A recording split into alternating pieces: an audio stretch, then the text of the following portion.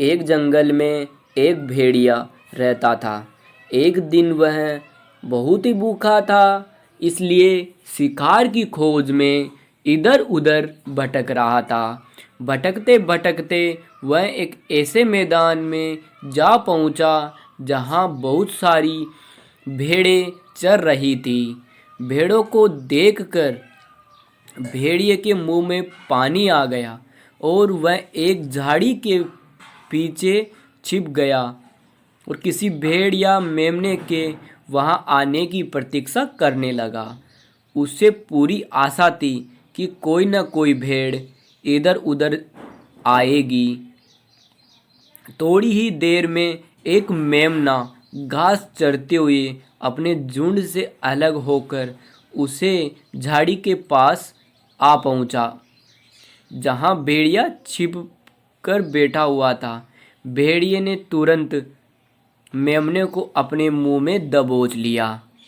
अब भेड़िए के मन में विचार आया कि क्यों न मेमने को ऐसे जगह पर जाकर खाया जाए जहां कोई जानवर न आता हो, ताकि मुझे इसे खाने में कोई भी जानवर नहीं देखे।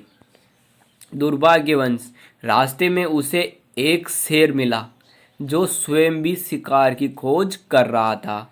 भेड़िए के मुंह में मेमने को देखकर शेर जोर से गुर्राया और बोला, जहां खड़े हो वहीं रुक जाओ, एक कदम भी आगे बढ़ना मत। भेड़िया डर के मारे भूत बनकर वहीं खड़ा हो गया और उसके मुंह से मेमना छूटकर जमीन पर गिर गया। शेर ने भेड़िए का भोजन उठाया और उसे अपने मुंह में दबाकर अपनी गुफा की ओर चल दिया।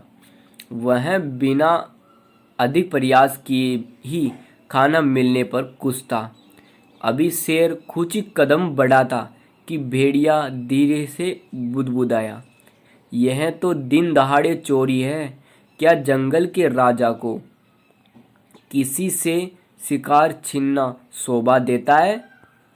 राजा को तो अपनी प्रजा का ध्यान रखना चाहिए, लेकिन यहाँ तो उल्टा ही हो रहा है। राजा ही सरासर अन्याय कर रहा है, किसी का हक छीन रहा है। यदि हमारे साथ कोई दूसरा प्राणी अन्याय करता है तो हम उसकी शिकायत राजा से करते हैं, पर अब राजा की शिकायत किससे करें?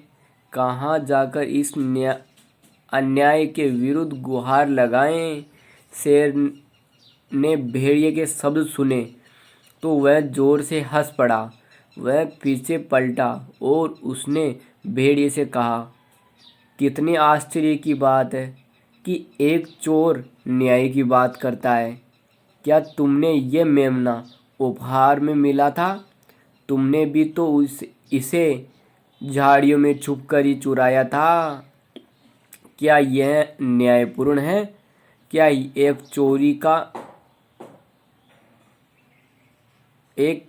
चोर का चोरी के विषय में न्याय मांगना शोभनीय है? शेर की बात सुनकर भेड़िया शर्मिंदा हो गया और वहां से 9-11 हो गया। हमें इस कहानी से सीख मिलती है कि अन्याय चाहे छोटा हो या बड़ा, अन्याय होता है।